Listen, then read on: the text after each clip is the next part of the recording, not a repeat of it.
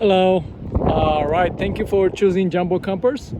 All right, so this is going to be a quick walkthrough of our Minni Winnie Winnebago.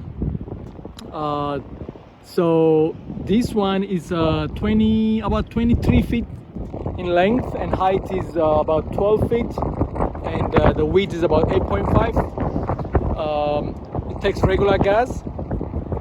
All right, so we're gonna do outside first and then we do the inside. So the keys, you got the keys for the side door. So I recommend you just lock this one. You just lock and lock this one. That's good. That way you can go on and up. You don't have to deal with this one. You don't have to use this one. All right, so now it's open. So one thing to remember, whenever you open it, it's always good to give it support with your hand, not just because this gas strut easy to they have a tendency to break if there's a high wind and it just goes all the way and then it just pop off. So just caution. So whenever you open it from inside or outside, it's good to give it support and then let it stop safely. Yeah, you got the net door. You got the all right. Alright, so the other keys here, you got the compartment key. So this silver one is a compartment key. So it opens this one and all the compartments outside. So let's see what's in here. You also have a small compartment here. You can put some firewood or something. You have outlets outside. You can see that, yeah, outlets. So basically for any outlets outside or inside, for the microwave,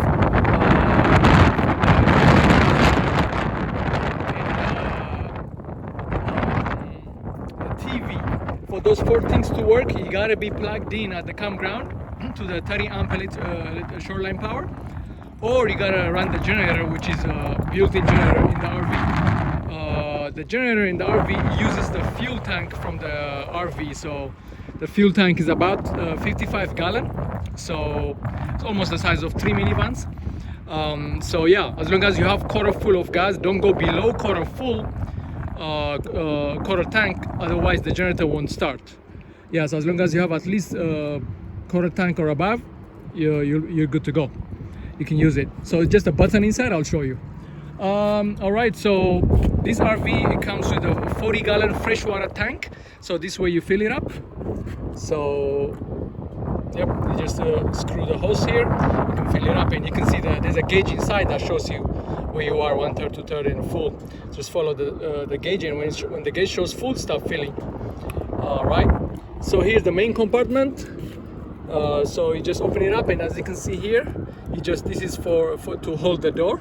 So once you open it up, you just latch it in here.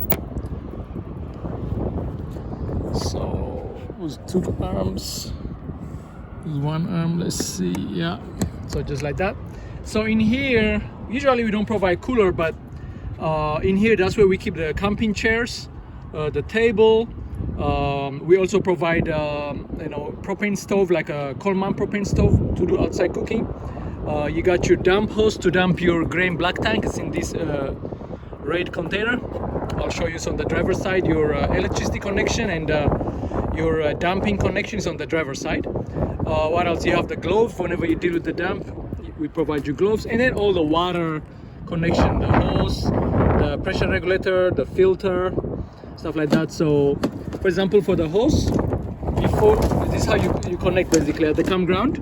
As you can see, the top one is a pressure regulator, and then this is the filter. So this way you hook up at the campground at their water faucet. You just hook this up, tie it, and then connect the hose to the other side of the filter, and then fill up your freshwater tank, or connect to the other side, which is the city water connection, which I'll show you.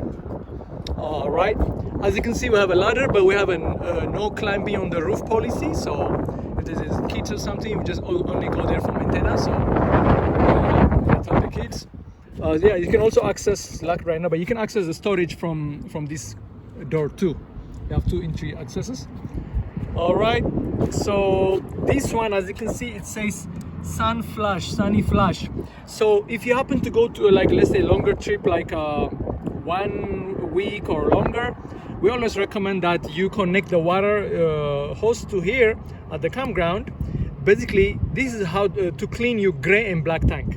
So you have two tanks, which is the gray is for the shower, for the dish, like a dishwashing, sink and all that. That goes on the gray water, which is about 25 gallon each. And then the black is just a restroom. That's also 25 gallon. So basically, the purpose is to clean the tanks, to flush the tanks after you dump. But you gotta be connected at the campground with the hose connected. And then how you connect it? So as you can see here, this is where the black tank and the gray tank valves are. So as you can see, this where basically you remove the cover here, and then you connect the hose to here, just like the cover latches. And then the other side of the hose, which has an adapter thing, that goes to the campground, to the ground dump location. And then once you secure everything, make sure the connection at the dump ground is secure and tight. If it's not, you gotta put some heavy thing like a rock or something, so that when you release the valves to dump, you don't want the pressure to pop it off and you're gonna be leaking all over the campground. So you want to put something heavy if you don't feel secure when you connect it to the campground. And then this your black. So as you can see, the valve, this one is for black tank, to drain your black tank, and then this one is your gray tank. This side, so it says gray and black, so you can confuse it. But we always recommend you dump the black first. Once that's finished, and then you dump the gray, so that you can wash the hose. Yeah. So then let's say if you are connected at the campground, if I recommend you close the black tank. I mean the black valve, because you don't want the smell from the campground to come up the RV. You don't just leave it open. Only we recommend you dump the black tank once a day if you can. If you can't, you can do every other day. But if you're at the campground, once you dump, close it. But you can leave the gray open, so that whenever you're taking shower and washing dishes, you always it's always dumping. So you can leave the gray open. Yeah. So but if you want to do the sunny flash, which is cleaning the tanks, you want to open all the valves, open them maximum, which is they come out about 3 inches out, and then you connect the water hose to here, and then you clean. Basically let it run for like 5 minutes. Then that way you clean all your tanks and it just dumps it. But if you go for like 3-4 day trip, you don't have to do that. But only if you go a week or longer, we recommend every 3 or 4 days to clean the tanks so that they smell good. So remember, this is only for cleaning the tanks. All right, so basically that's how the connection is. It's very simple. And this way you put gas, it's a regular gas, about 87 is fine.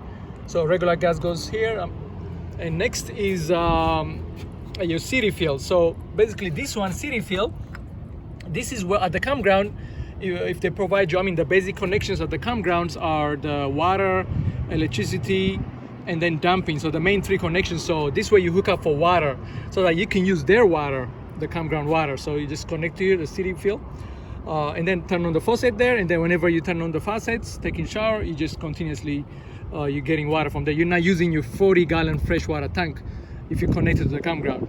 So this way you connect that. If they provide cable access for cable TV, this way you plug it here. Oops, I guess the connection is no longer. So that's very simple right here. So this one is so this is your propane tank. So just like the generator, you have the built-in propane tank. So this propane tank is for inside stove, for cooking inside. And then your water heater is also powered by propane. The thermostat, winter time, you want to heat up the RV, that's also powered by the propane. And then the fridge is powered by propane. But the only thing about the fridge is when you plug in to the 30 amp short power at the campground, it will switch to electricity. So you're not using propane for that. But if you're not plugged in, you're using your propane tank to basically get the fridge working. So if there's a gauge in here that shows you how much there is. Around 3/4 is basically full. But if you happen to see it go to 1/4, you gotta get it filled up at the RV parks. Many of them have a professional to fill it up. or some U-Hauls have it, some truck stop have it. So it depends where you can get propane refill. But yeah, so this basically your propane section is on the driver's side tank. This is the water heater. So you'll hear it when you turn on the switch inside. Make sure you have at least half a tank of fresh water. If you're empty on fresh water, it's not good for the tank. So make sure you have at least half a tank of fresh water before you turn on the water heater.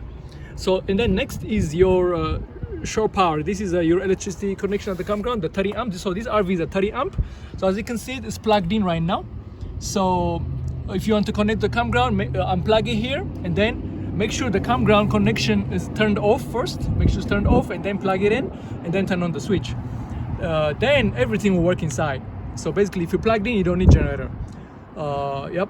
So basically, and then when you put it back, it's about 25 feet in length, 25 feet. So when you put it back, don't forget to plug it back. If you forget to plug it back, let's say you want to use generator, and then turn on the roof air conditioner, even though generator is running, the air conditioner doesn't work. So it always needs to be plugged in. All right. Next is your generator. As you can see, the exhaust is right here. So you don't have to do anything on this side. This is for us to do the service, the oil change, filter change, stuff like that. You just have to press a button inside and it will crank in. And if you decide to use the generator, remember, don't run it for more than 6 hours straight. You know, they might overheat. So you want to, if you run it that long, let's say the people sitting on the dining area, if they feel hot, and when you're driving, you can turn it on so that you can use the roof AC using the generator. But yeah, if you run it for long, when you get to 6 hours, just turn it off and then let it cool down for like a couple hours, and then you can start it again. Yeah, so that's that. Or if you decide to turn it off even after an hour, you always need to give it time, like 30 minutes to cool down. Don't try to crank it like right after 5 minutes. It's too hot, you won't start. And then it's not recommended to go to sleep while generator is running because of the fumes. All right, so yeah, so basically that's basically, and then if you go through a tunnel, you can fold these things up like that. Or if you want to adjust, you have to manually adjust them up and down or side to side. They're kind of hard, but yeah, it depends on your view. So this is your blind side. This one is very important. Yeah, if you go through a tunnel, you can fold it up. And then yeah, just try to avoid tree branches. They're the worst for RVs. Try to avoid them, because it's a fiberglass body. So if the tree branches hit it, easy to get damaged. And yeah, so just watch out for tree branches. So that's basically it for the outside tour. Yep, this is a V10 and it's very powerful when you drive, even though it's an RV, but yeah, it's a very powerful engine. All right, so now we're gonna finish the outside tour and then we're gonna do the